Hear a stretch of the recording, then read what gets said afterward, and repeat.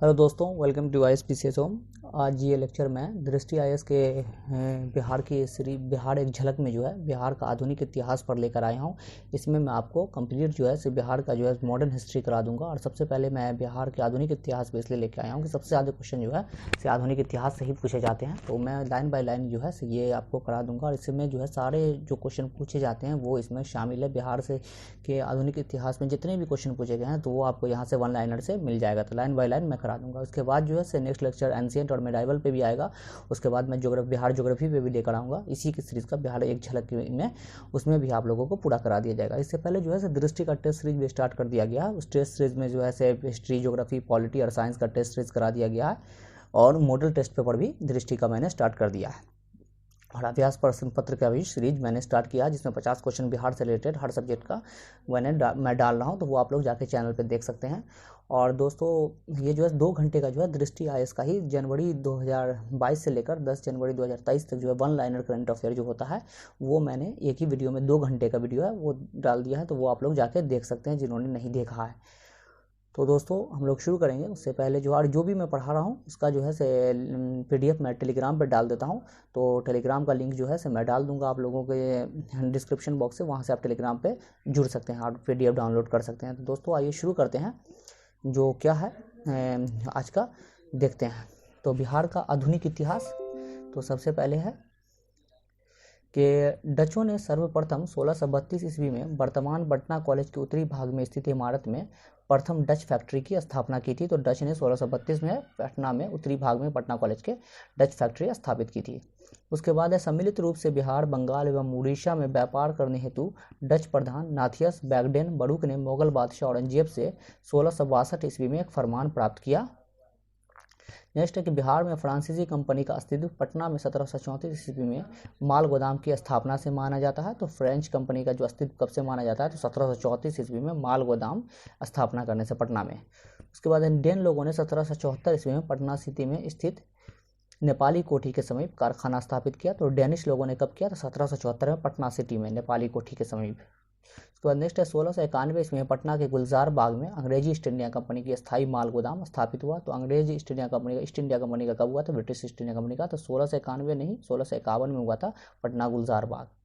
उसके बाद नेक्स्ट है प्लासी की लड़ाई 23 जून 1757 एवं बक्सर के युद्ध 22 अक्टूबर 1764 में अंग्रेज के विजित होने के पश्चात बिहार पूर्ण रूप से अंग्रेजी शासन के अधीन हो गया, जिसकी पुष्टि इलाहाबाद की संधि 12 अगस्त 1765 से हुई। 12 अगस्त 1765 को इलाहाबाद की संधि हुई थी बक्सर के युद्ध के बाद। उसके बाद नेक्स्ट है बिहार में जनजातीय आंदोलन। तो जनजातीय विद्रोह यहाँ दिया हुआ और विशेषताएं हैं तो मैं बता दूंगा। तो पहला विद्रोह देखते हैं कौन है। तो पहला है हो विद्रोह 1820 से 21 के बीच हुआ। तो अब इसकी विशेषताएं क्या थी? तो छोटा नागपुर के जनजातीय समाज ने सिंह भूम के राजा जगन्नाथ सिंह के द्वारा भूमि एवं उपज में कर बढ़ोतरी के विरुद्ध विद्रोह कर दिया। उसके बाद नेक्स्ट है कोल विद्रोह। तो 1831 और 32 में विद्रोह का क्षेत्र छोटा नागपुर, पलामू, सिंहभूम और मनभूम था। और विद्रोह के नेतृत्वकर्ता कौन थे कोल विद्रोह के? तो बुद्धो भगत, सिंगाराय एवं सुरगा मुंडा रहे। तो नेक्स्ट विद्रोह देखते हैं क्या है। तो नेक्स्ट विद्रोह है भूमिज विद्रोह 1832 और 33 के बीच हुआ। इसकी विशेषता क्या थी? तो इस विद्रोह की बड़ा भूम या वीर भूम में शुरुआत हुई थी। इसके नेतृत्वकर्ता कौन थे? तो गंगा नारायण थे भूमिज के। उसके बाद नेक्स्ट है संथाल विद्रोह, इंपॉर्टेंट विद्रोह है 1855-56। इस विद्रोह के क्षेत्र वीरभूम, सिंहभूम, हजारीबाग, भागलपुर और बांकुडा था। इस विद्रोह के नेतृत्वकर्ता सिद्धू कानू, भैरव एवं चांद थे। चारों भाई थे, सिद्धू कानू, चांद और भैरव। उसके बाद नेक्स्ट है इस विद्रोह के फलस्वरूप संथाल परगना जिले का निर्माण 30 नवंबर 1856 को किया गया। इस जिले का प्रथम जिलाधीश एसली एडन को बनाया गया। नेक्स्ट है खारवार विद्रोह। तो कब हुआ था? 1874-75। इसकी विशेषता क्या थी? इस विद्रोह के नेतृत्वकर्ता भागीरथ मांझी थे। इस विद्रोह का उद्देश्य मुख्यतः जनजातीय परंपराओं और प्राचीन मूल्यों को स्थापित करना था। नेक्स्ट है मुंडा विद्रोह। तो कब हुआ था? तो 1899 और 1900। अंग्रेजों के विरुद्ध दिसंबर 1899 में मुंडा आदिवासियों द्वारा छोटा नागपुर क्षेत्र के मुख्य जनजाति अपने शोषण और उत्पीड़न के खिलाफ बिरसा मुंडा के नेतृत्व में यह आंदोलन किया गया। मुंडा आदिवासियों के इस महान आंदोलन को उलगुलन कहा जाता है। तो उलगुलन विद्रोह भी कहा जाता है या ग्रेट टिमुलुट भी कहा जाता है, टुमुलुट। उसके बाद नेक्स्ट है कि 3 फरवरी 1900 को बिरसा मुंडा के चक्रधरपुर में सोते हुए पकड़ा गया तथा रांची जेल में कैद कर दिया गया। 3 फरवरी 1900 को पकड़ा गया इनको। उसका जेल में ही हैजा रोग के शिकार होने के कारण बिरसा मुंडा की मृत्यु 30 मई 1900 को हो गई। 30 मई 1900 को इनकी मृत्यु हो गई थी हैजा के कारण। उसके बाद नेक्स्ट विद्रोह है ताना भगत आंदोलन। ताना भगत कब हुआ था? 1914-15 में। जतरा भगत के नेतृत्व में यह आंदोलन उरांव, मुंडा एवं संथाल जनजातियों द्वारा सम्मिलित रूप से किया गया था। इस आंदोलन के अन्य नेता देबिया, माया, शिबू आदि थे। उसके बाद नेक्स्ट है चेरो विद्रोह। चेरो विद्रोह कब हुआ था? 1800 से 1802 के बीच। अंग्रेजों ने पलामू के चेर शासक छत्रपति से दुर्ग की मांग की, परंतु छत्रपति राय ने दुर्ग समर्पण से मना कर दिया। इससे अंग्रेजी तथा चेर शासक के बीच युद्ध हुआ और इस दुर्ग पर अंग्रेजों का कब्जा हो गया। उसके बाद 1783 ईस्वी में अंग्रेजों के समर्थन से चूड़ामन राय शासक बना। उसके विरुद्ध धीरे धीरे असंतोष बढ़ता गया और विद्रोह और 1800 ईस्वी में चेरों के विरोध ने खुले विद्रोह का रूप धारण कर लिया। उसके बाद नेक्स्ट है नोनिया विद्रोह। तो नोनिया विद्रोह कब हुआ था? 1770 से 1800 के बीच। यह विद्रोह बिहार के तिरहुत, सारण, पूर्णिया एवं हाजीपुर में शुरू हुआ। इसका मुख्य कारण शोरा उत्पादन का उचित मूल्य उत्पादकों को न मिलना था, शोरा साल्टपीटर का। उसके बाद देखते हैं नेक्स्ट क्या है। तो नेक्स्ट है 1857 का विद्रोह। तो 1857 का विद्रोह बिहार के संदर्भ में। तो बिहार में 1857 की क्रांति की शुरुआत 12 जून 1857 को देवघर, रोहिणी, झारखंड जिले के रोहिणी नामक गांव में हुई। यहाँ 32वीं रेजिमेंट का मुख्यालय था। इस विद्रोह में लेफ्टिनेंट नॉर्मन लेस्ली एवं सहायक सर्जन डॉक्टर ग्रांट मारे गए। 3 जुलाई 1857 को पटना सिटी के एक पुस्तक विक्रेता पीर अली के नेतृत्व में अंग्रेज के विरुद्ध संघर्ष हुआ। इस विद्रोह के दमन के प्रयास में अफीम व्यापार का एजेंट लॉयल मारा गया, परंतु कमिश्नर टेलर ने इस विद्रोह को दबा दिया। उसके बाद नेक्स्ट है कि 25 जुलाई 1857 को मुजफ्फरपुर में भी असंतुष्ट सैनिकों ने कुछ अंग्रेजी अधिकारियों की हत्या कर दी। 25 जुलाई को दानापुर के 3 रेजिमेंट के सैनिकों ने शाहाबाद जिले में जगदीशपुर के जमींदार वीर कुंवर सिंह के नेतृत्व में विद्रोह कर दिया। आरा में हुए युद्ध में कैप्टन डनवर सहित कई अंग्रेज सैनिक मारे गए। 30 जुलाई 1857 को सरकार ने तत्कालीन सारण, तिरहुत, चंपारण और पटना जिले में सैनिक शासन लागू कर दिया। कुंवर सिंह को आरा छोड़ना पड़ा। इसके बाद कुंवर सिंह ने नाना साहब से मिलकर 26 मई 1858 को आजमगढ़ में अंग्रेजों को हराया। 23 अप्रैल 1858 को कैप्टन ग्रांट के नेतृत्व में आई ब्रिटिश सेना को कुंवर सिंह ने पराजित किया। 26 अप्रैल 1858 को कुंवर सिंह की मृत्यु हो गई। उसका नेक्स्ट है कि बिहार में धर्म एवं समाज सुधार आंदोलन। तो समाज सुधार आंदोलन और धर्म आंदोलन। केशव चंद्र सेन की प्रेरणा से पटना और गया में ब्रह्म समाज की शाखा स्थापित की गई। केशव चंद्र सेन की प्रेरणा से उसके बाद ब्रह्म समाज की स्थापना पटना में हुई। भागलपुर में 1866 ईस्वी में डॉक्टर कृष्ण नंदन घोष द्वारा ब्रह्म समाज की शाखा स्थापित की गई। तो भागलपुर में 1866 में किनके इससे प्रयास से हुआ? तो डॉक्टर कृष्ण नंदन घोष के द्वारा ब्रह्म समाज की शाखा स्थापित की गई। तो बिहार के दानापुर में 1885 ईस्वी में पहला आर्य समाज मंदिर स्थापित किया गया। तो दानापुर में पहला आर्य मंदिर 1885 में किया गया स्थापित।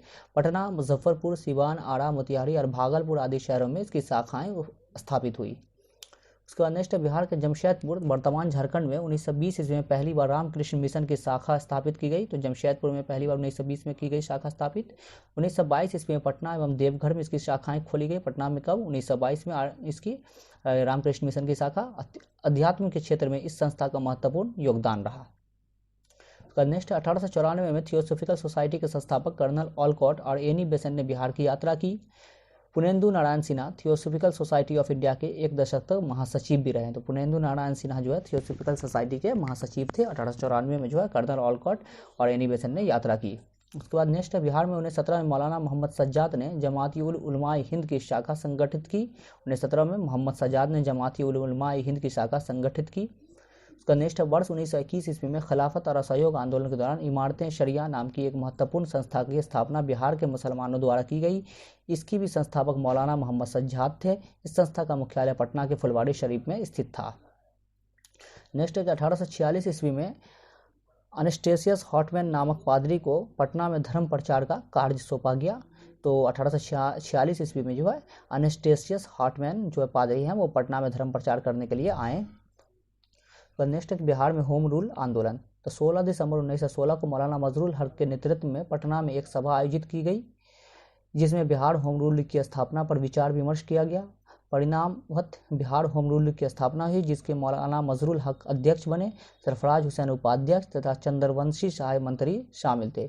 इस आंदोलन के अन्य सक्रिय सदस्य सरफराज हुसैन, हसन इमाम और पूर्णेंदु नारायण सिन्हा थे।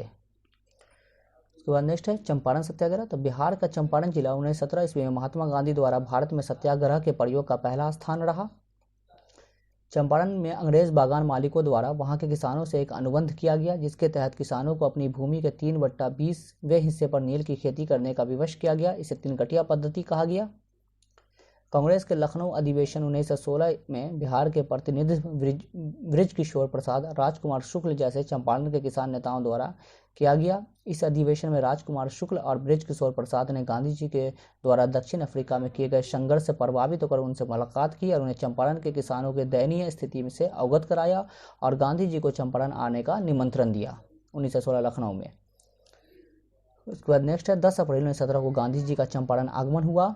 नील की खेती को लेकर 1917 में पहली बार आंदोलन हुआ। इससे पहले भी 1859-60 ईस्वी में, 1908 ईस्वी में और राजकुमार शुक्ल द्वारा 1914 में आंदोलन किए गए थे। नेक्स्ट है गांधी ने 11 अप्रैल को मुजफ्फरपुर में बिहार प्लांटर्स एसोसिएशन के मंत्री GM विल्सन से मुलाकात कर अपने आने का मकसद बताया, लेकिन विल्सन ने गांधी जी को किसी भी प्रकार की सहायता देने से इनकार कर दिया। इसके बाद गांधी जी ने तिरुत डिवीजन के कमिश्नर LF मॉर्गेट से मुलाकात की, लेकिन यहाँ भी गांधी जी को कोई आश्वासन नहीं मिला। नेक्स्ट है मॉर्गेट ने न केवल जांच और सहायता करने से इनकार किया, बल्कि धारा 144 लगाकर गांधी जी को चंपारण पहुंचने से रोकने की भी कोशिश की। 15 अप्रैल को गांधी जी मोतिहारी पहुंच गए, जहां उनके बाबू गोरख प्रसाद के घर में ठहराएगा। बाबू गोरख प्रसाद के घर में ठहरे थे 15 अप्रैल को मोतिहारी पहुंचकर। आंदोलन के शुरुआत दौर में गांधी जी अपने सहयोगियों बृजकिशोर प्रसाद, राजेंद्र प्रसाद, महादेव देसाई, नरहरि पारेख, JB कृपलानी आदि के साथ सुबह गांव में निकल जाते और दिन भर घूम घूम कर बयान दर्ज करते थे। बिहार के उपराज्यपाल एडवर्ड गेट ने गांधी जी को वार्ता के लिए बुलाया और गांधी से बातचीत के पश्चात उसने जुलाई 1917 में किसानों के कष्टों की जांच के लिए FG सलई की अध्यक्षता में एक जांच समिति गठित करने का निर्णय लिया, जो चंपारण कृषि समिति, चंपारण एग्रेरियन कमेटी कहलाई। कौन थे इसके अध्यक्ष? FG Sly, Champaran agrarian committee के। इस समिति के अन्य सदस्य में Gandhi ji, Raja Harihar Prasad, LC Adami, Narayan Singh, DJ Reid एवं C रैनी थे। कौन कौन थे तो एक बार और देख लीजिए। Gandhi ji, Raja Harihar Prasad, LC Adami, Narayan Singh, DJ Reid एवं C रैनी थे।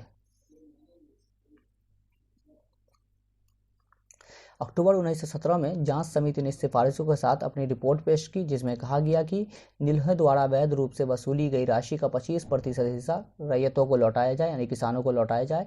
तिनकटिया पद्धति समाप्ति की जाए। मार्च 1918 तक चंपारण कृषि बिल पर गवर्नर जनरल द्वारा हस्ताक्षर कर दिए गए। इसके साथ ही तिनकटिया समेत कृषि संबंधी अन्य सभी अवैध कानून समाप्त कर दिए गए। चंपारण आंदोलन में गांधी जी के प्रमुख सहयोगी थे राजकुमार शुक्ल, धरणीधर बाबू, राजेंद्र प्रसाद, बृजकिशोर प्रसाद, रामनवमी प्रसाद, अनुग्रह नारायण सिन्हा, मजहरुल हक पोलक और शंभू सरन, नरिहर पारेख, आचार्य JB कृपलानी, महादेव देसाई आदि। तो नेक्स्ट है कि बिहार में खिलाफत आंदोलन। तो बिहार में खिलाफत आंदोलन क्या था देखते हैं। प्रथम विश्व युद्ध की समाप्ति पर हसन इमाम की अध्यक्षता में 16 फरवरी 1919 को पटना में एक सभा हुई, जिसमें मित्र देशों द्वारा खलीफा के प्रति उचित व्यवहार के लिए लोकमत बनाने की बात कही गई। हसन इमाम द्वारा 30 नवंबर को पटना में आयोजित एक सभा में शांति समारोह के बहिष्कार का आह्वान किया गया। गांधी जी द्वारा 26 जनवरी 1920 को खिलाफत के मुद्दे पर असहयोग का प्रस्ताव रखा गया, जिसका 29 जनवरी को मौलाना आज़ाद ने समर्थन दिया। 19 मार्च 1920 को पूरे बिहार में मुसलमानों ने हड़ताल की। मुंगेर, आरा, भागलपुर, मुजफ्फरपुर और डाल्टनगंज में इसका व्यापक प्रभाव देखने को मिला। बिहार में खिलाफत नेताओं के आग्रह पर खिलाफत आंदोलन के प्रमुख नेता मौलाना शौकत अली अप्रैल 1919 में पटना आए। शौकत अली कब आए? 1919 में पटना। 15 और 16 मई 1920 को फुलवारी शरीफ में मुस्लिम उलमाओं धर्माचार्यों का सम्मेलन हुआ, जिसमें सरकार से असहयोग का प्रस्ताव पारित हुआ। पटना में 1 अगस्त 1920 को खिलाफत दिवस के दिन सभा हुई, जिसमें फुलवारी के शाह बदरुद्दीन ने उलमा की उपाधि त्याग दी और नसरुल शाह ने प्रांतीय विधान परिषद के सदस्यता तक त्याग दी। बदरुद्दीन शाह ने उलमा की जो उपाधि त्याग दी थी और नूरुल हसन ने प्रांतीय विधान परिषद की सदस्यता त्याग दी। फुलवारी के शहाबुद्दीन ने शमसुल उलमा की उपाधि त्याग दी और शाह सुलेमान ने अवैतनिक दंडाधिकारी का पद छोड़ दिया, जबकि वकील मोहम्मद जुबैर ने भी अपनी वकालत छोड़ दी। उसके बाद नेक्स्ट है कि बिहार में असहयोग आंदोलन। तो बिहार में असहयोग आंदोलन में क्या हुआ, तो अगस्त 1920 में बिहार प्रांतीय राजनीतिक सम्मेलन की बैठक राजेंद्र प्रसाद के सभापति में भागलपुर में हुआ। तो राजेंद्र प्रसाद जो है इसके सभापति थे। भागलपुर में 1920 में असहयोग आंदोलन का जो है हुआ सम्मेलन, जिसमें गांधी जी के प्रस्ताव का अनुमोदन किया गया। बिहार में सच्चिदानंद सिन्हा और हसन इमाम गांधी जी के इस प्रस्ताव के विरोधी थे। तो विरोध किसने किया, तो सच्चिदानंद सिन्हा और हसन इमाम। बृज किशोर प्रसाद के सुझाव पर स्वराज के मुद्दे को भी असहयोग आंदोलन में सम्मिलित कर लिया गया, जो कि राष्ट्रीय असहयोग आंदोलन का हिस्सा नहीं था। असहयोग आंदोलन के क्रम में बिहार के कई नेताओं ने विधायिका के चुनाव से अपनी उम्मीदवारी वापस ले ली, जैसे मजहरुल हक, राजेंद्र प्रसाद, बृज किशोर प्रसाद, मोहम्मद शफी और भी कई अन्य नेता।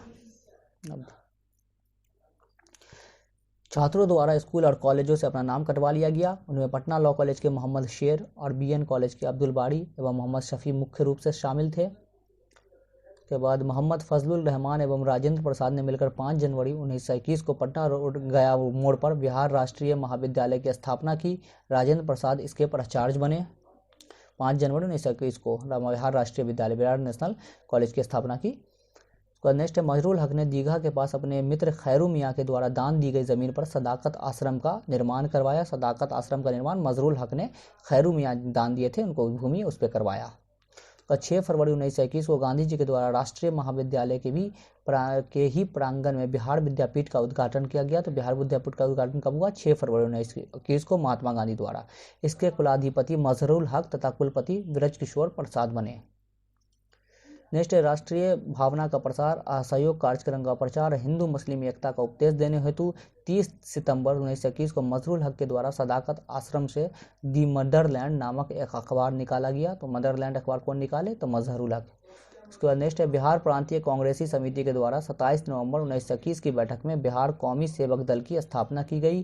तो बिहार कौमी सेवक दल की स्थापना कब हुई, तो 1921 में, जिसका आदेश अखिल भारतीय कांग्रेस समिति की वर्किंग कमेटी द्वारा प्राप्त हुआ था। नेक्स्ट है नवंबर 1920 के मध्य में शाहबाद के डुमरांव में नशाबंदी के लिए आंदोलन शुरू किया गया तथा सभी से नशाखोरी से दूर रहने की अपील की गई। असहयोग आंदोलन में भागलपुर जिले में दीप नारायण सिंह, मुंगेर जिले में मोहम्मद जुबैर एवं मुजफ्फरपुर जिले में मोहम्मद शफी ने महत्वपूर्ण भूमिका निभाई। नेक्स्ट है कि 1922 ईस्वी में कांग्रेस का 30वां अधिवेशन बिहार के गया नगर में हुआ। इसके अध्यक्ष देशबंधु चित्तरंजन दास थे। तो 30वां अधिवेशन गया में 1922 में हुआ। CR दास जो अध्यक्ष थे। नेक्स्ट बिहार में फरवरी 1923 में स्वराज दल की शाखा का गठन हुआ तथा श्री कृष्ण सिंह इसके नेता बनाए गए। बढ़िया ताल या बकास्त आंदोलन मुंगेर में कार्यानंद शर्मा के नेतृत्व में किया गया। 1931 ईस्वी में बेगूसराय गोलीकांड हुआ। नेता रघुनाथ ब्रह्मचारी। बेगूसराय गोलीकांड कब हुआ, तो 1931 में। रघुनाथ ब्रह्मचारी जो है नेता थे। 1931 ईस्वी में गंगा शरण सिन्हा, राम वृक्ष बेनीपुरी और रामानंद मिश्र आदि ने बिहार सोशलिस्ट पार्टी नामक एक संगठन बनाया। तो बिहार सोशलिस्ट पार्टी कब बनी, 1931 में। कौन कौन बनाया, तो गंगा शरण सिन्हा, राम वृक्ष बेनीपुरी और रामानंद मिश्र। तो नेक्स्ट है 1934 ईस्वी में पटना के अंजुमन इस्लामिया हॉल में बिहार सोशलिस्ट पार्टी की औपचारिक गठन हुआ, जिसके अध्यक्ष आचार्य नरेंद्र देव और सचिव जयप्रकाश नारायण थे। तो बिहार सोशलिस्ट पार्टी का गठन कब हुआ, बिहार कांग्रेस सोशलिस्ट पार्टी का गठन 1934 में। और अध्यक्ष कौन थे, तो आचार्य नरेंद्र देव और सचिव कौन थे, तो जयप्रकाश नारायण। नेक्स्ट है सविनय अवज्ञा आंदोलन, सिविल डिसोबीडियंस मूवमेंट और बिहार। सविनय अवज्ञा आंदोलन का प्रस्ताव दिसंबर 1929 में कांग्रेस के लाहौर अधिवेशन में पारित किया गया। इसके अध्यक्ष जवाहरलाल नेहरू थे। इस अधिवेशन में पूर्ण स्वराज के प्रस्ताव भी पारित किया गया। 26 जनवरी 1930 को पूर्ण स्वतंत्रता की घोषणा की गई और गांधी जी को सविनय अवज्ञा आंदोलन शुरू करने का अधिकार दिया गया। गांधी जी ने 12 मार्च 1930 को प्रसिद्ध गांधी यात्रा द्वारा आंदोलन की शुरुआत की, जिसमें उन्होंने अपने चुने हुए 78 अनुयायियों के साथ साबरमती से दांडी तक लगभग 240 मील की पैदल यात्रा की और 6 अप्रैल 1930 को समुद्र तट पर एक मुट्ठी नमक उठाकर कानून का उल्लंघन किया। बिहार में भी नमक सत्याग्रह शुरू करने के लिए 6 अप्रैल 1930 का तिथि निश्चित की गई। बिहार में नमक सत्याग्रह का आरंभ 15 अप्रैल को चंपारण और सारण जिलों में नमकीन मिट्टी से नमक बनाकर किया गया। चंपारण और सारण में 15 अप्रैल को किया गया। धीरे धीरे इसका प्रसार पटना, मुजफ्फरपुर, शाहबाद आदि क्षेत्रों में भी हुआ। बिहार में नमक आंदोलन कहाँ कहाँ हुआ, स्थान कहाँ था, नेतृत्वकर्ता कौन थे, स्थान तो वो देखते हैं। चंपारण में कौन थे, तो विपिन बिहारी वर्मा। बरेजा में कौन थे? तो गिरीश तिवारी। गोड़िया कोठी में कौन थे? तो चंद्रिका सिंह। हाजीपुर में कौन थे? तो भारत मिश्र। पटना में तो अंबिका कांत सिंह। मुंगेर में श्री कृष्ण सिंह। लखीसराय में नंद किशोर कुमार सिंह। दरभंगा में सत्यनारायण सिंह। नेक्स्ट है 4 मई 1930 को गांधी जी गिरफ्तार कर लिए गए, जिसके विरोध में बिहार में जन प्रदर्शन किए गए तथा बिहार प्रदेश कांग्रेस कमेटी ने 9 मई 1930 को शराब एवं विदेशी वस्त्रों की दुकान के आगे धरना देने का प्रस्ताव रखा। 4 मई को गांधी जी की गिरफ्तारी हुई थी 1930 में। पटना में सर अली इमाम की अध्यक्षता में एक स्वदेशी संघ की स्थापना की गई। स्वदेशी संघ की स्थापना किनके अध्यक्षता में की गई? अली इमाम के। और पटना में बिहार के किसानों ने चौकीदारी कर का भुगतान करने से मना कर दिया। सारण, चंपारण, शाहाबाद, पूर्णिया, मुंगेर, पटना तथा अन्य जिलों के लोगों ने चौकीदारी कर भी देना बंद कर दिया। तो चौकीदारी कर देना किस आंदोलन में बंद किया? तो सविनय अवज्ञा आंदोलन में। सारण यूनियन बोर्ड के अध्यक्ष जमुना सिंह ने भी चौकीदारी कर के विरोध में त्यागपत्र दे दिया। गांधी जी ने सामूहिक सविनय अवज्ञा के स्थान पर 12 जुलाई 1933 को व्यक्तिगत सविनय अवज्ञा का प्रस्ताव रखा। 12 जुलाई 1933 को जो है व्यक्तिगत सविनय अवज्ञा का प्रस्ताव गांधी जी ने रखा। 7 अप्रैल 1934 को पटना में गांधी जी ने अपने एक वक्तव्य में आंदोलन का स्थगित करने की सलाह दी। 18 मई को बिहार प्रदेश कांग्रेस कमेटी ने इसका समर्थन किया और फिर बिहार में आंदोलन स्थगित हो गया। नेक्स्ट है बिहार में व्यक्तिगत सत्याग्रह। 28 नवंबर 1940 को बिहार में व्यक्तिगत सत्याग्रह की शुरुआत हुई। बिहार में प्रथम सत्याग्रही श्री कृष्ण सिंह थे। अनुग्रह नारायण सिन्हा बिहार में इस सत्याग्रह के दूसरे सत्याग्रही थे। 4 दिसंबर 1940 को गौरी शंकर सिंह ने तथा सिलाव में 9 दिसंबर 1940 को श्याम नारायण सिंह ने सत्याग्रह किया। इस सत्याग्रह में भाग लेने वाली प्रमुख महिलाएं थी। तो कौन कौन महिलाएं थी इसमें शामिल व्यक्तिगत सत्याग्रह में? जगत रानी देवी, जानकी देवी, प्रियावंदा देवी आदि। अब नेक्स्ट है बिहार में भारत छोड़ो आंदोलन। बम्बई में कांग्रेस कार्यकारिणी की बैठक में 5 अगस्त 1942 को भारत छोड़ो का प्रस्ताव अस्वीकार कर दिया गया। 8 अगस्त 1942 को अखिल भारतीय कांग्रेस समिति ने भी अस्वीकार कर दिया। 9 अगस्त को राजेंद्र प्रसाद को भी गिरफ्तार कर लिया गया। उसके बाद फुलेना प्रसाद, मथुरा प्रसाद तथा अनुग्रह नारायण सिन्हा को भी गिरफ्तार कर लिया गया। बलदेव शाही ने सरकारी नीतियों के विरोध में महाधिवक्ता पद से इस्तीफा दे दिया। बलदेव शाही ने महाधिवक्ता पद से इस्तीफा दे दिया। 9 अगस्त 1942 को ही शासन देश लागू कर कांग्रेस को गैर कानूनी घोषित कर दिया गया। 10 अगस्त 1942 को पुलिस ने जिला कांग्रेस कार्यालय, नया कदम कुआं तथा सदाकत आश्रम को भी जब्त कर लिया। 11 अगस्त 1942 को पटना में विद्यार्थियों के एक जुलूस ने सचिवालय भवन के सामने विधायिका की इमारत पर झंडा फहराने की कोशिश की, जिस पर पटना के जिलाधीश WG आर्चर के आदेश पर पुलिस ने गोली चला दी। तो कौन थे? आर्चर थे जिलाधीश पटना के।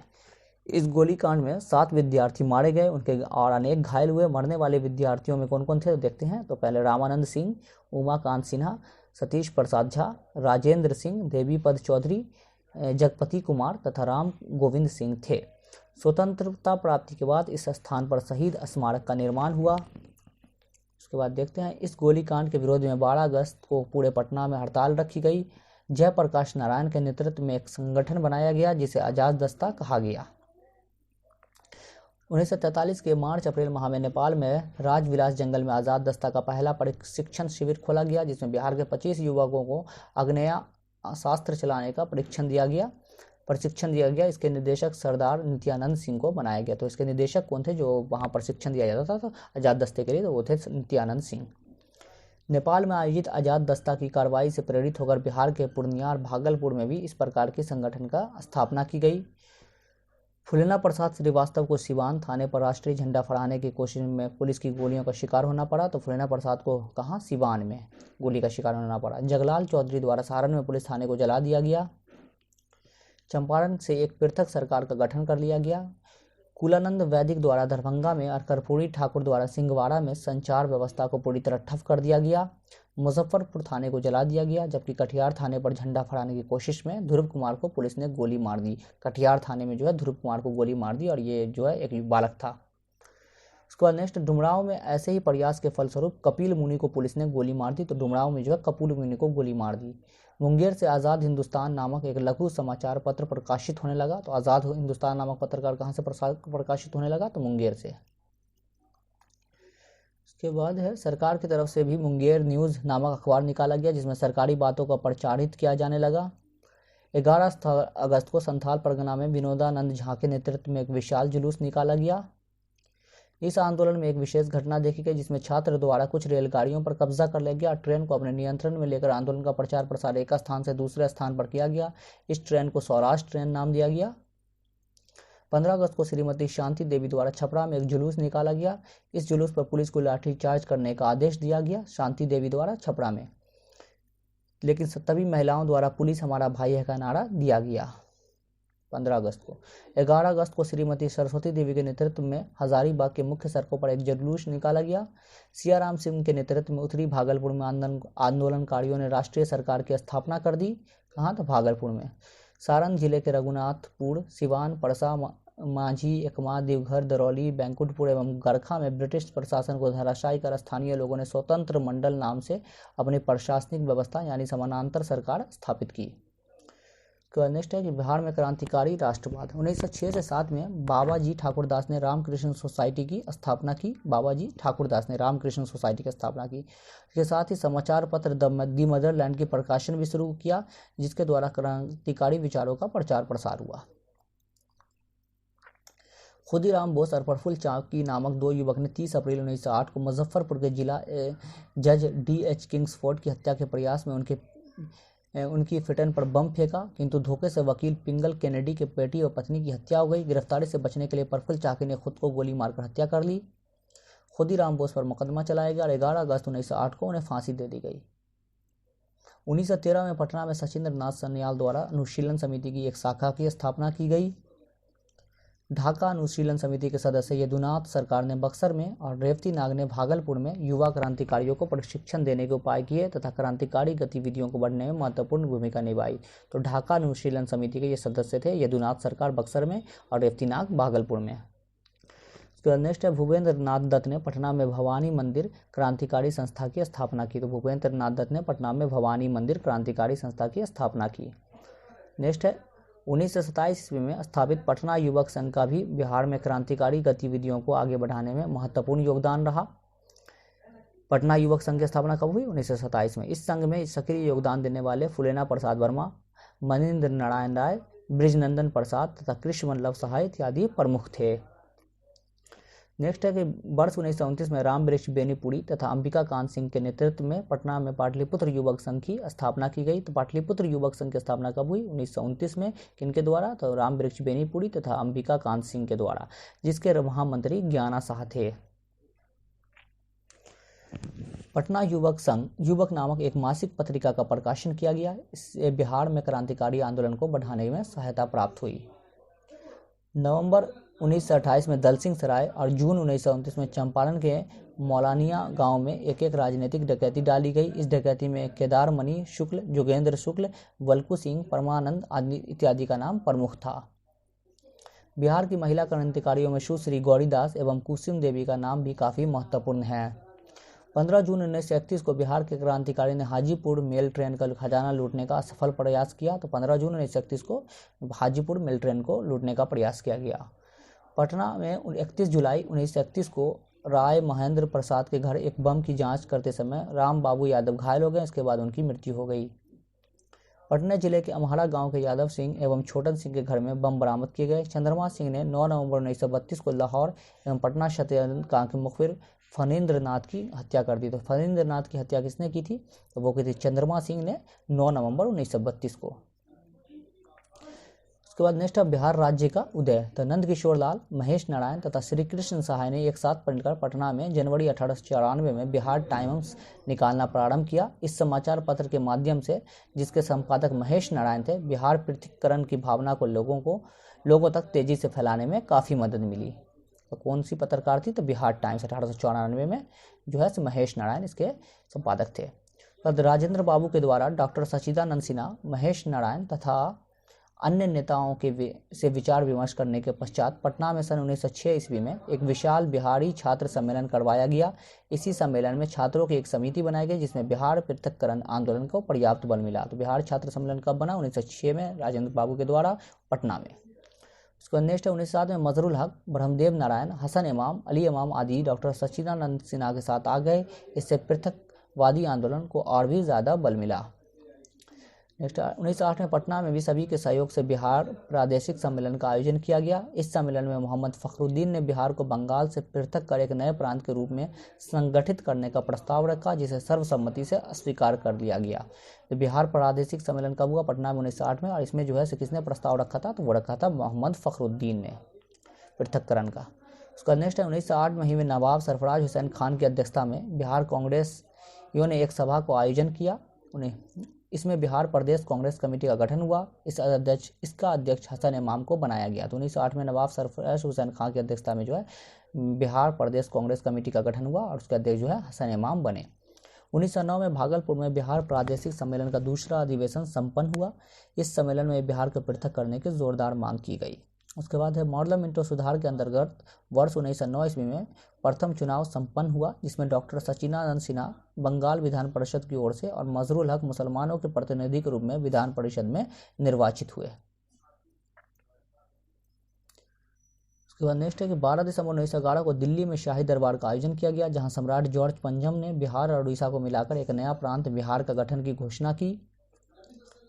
बिहार और उड़ीसा दोनों ही क्षेत्र को 1 अप्रैल 1912 को एक परिषद के रूप में उपराज्यपाल के अधीन कर दिया गया, जबकि बिहार प्रांत का गठन 22 मार्च 1912 को किया गया था। इसी के आधार पर 22 मार्च को बिहार दिवस मनाया जाता है। बिहार और उड़ीसा एक ही प्रांत के रूप में 31 मार्च 1936 तक एक साथ रहे। उड़ीसा प्रमंडल को 1 अप्रैल 1936 को अलग कर उड़ीसा प्रांत बनाया गया और विशेष क्षेत्र को बिहार बनाया गया। 1956 में राज्य पुनर्गठन आयोग के अंतर्गत राज्यों की भाषाई आधार पर पुनर्गठन किया गया। इस आयोग की अनुशंसा पर बिहार स्थित पूर्णिया जिला तथा पुरुलिया का कुछ भाग पश्चिम बंगाल को दे दिया गया। 15 नवंबर 2000 को बिहार राज्य का अंतिम विभाजन हुआ, जब बिहार में झारखंड को अलग कर उस देश का 28वां राज्य बना दिया गया 15 नवंबर 2000।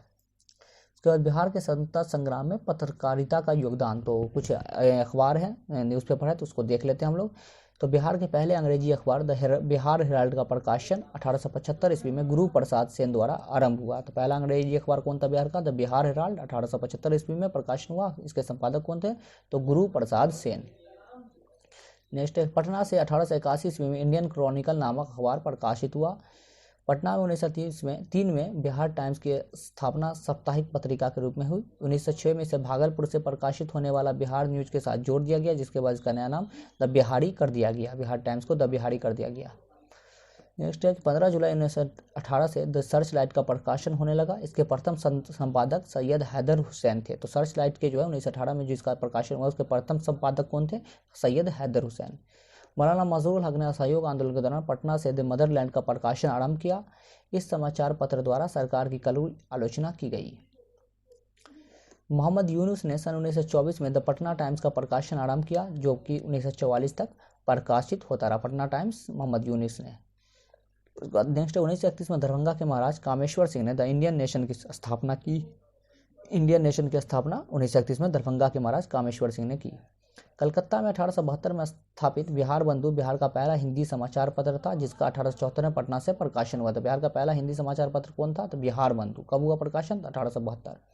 सर्वहितैषी के नाम से बिहार के पहले हिंदी दैनिक समाचार पत्र 1890 में पटना से प्रकाशित हुआ। तो पहला दैनिक हिंदी समाचार पत्र कौन था? तो सर्वहितैषी 1890 से पटना से प्रकाशित हुआ। उसके बाद एक अन्य दैनिक समाचार पत्र हिंदी बिहारी का प्रकाशन 1913 में आरंभ हुआ।